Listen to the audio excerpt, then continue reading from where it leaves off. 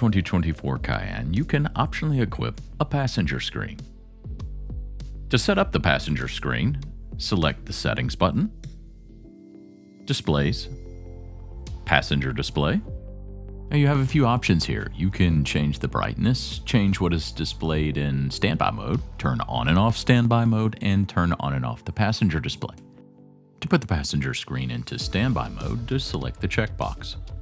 Here you can see that the vehicle name is displayed. You can change this by selecting the Display in Standby Mode line and select the other option, Media. When you do this, the current media type and the channel you're listening to will be displayed on the standby screen.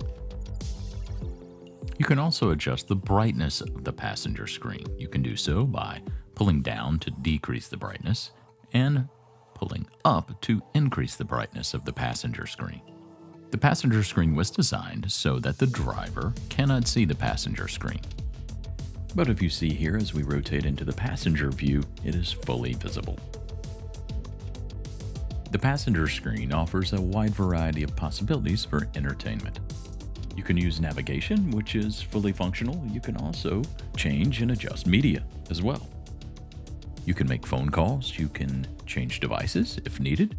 You can watch video using Screen Hits TV.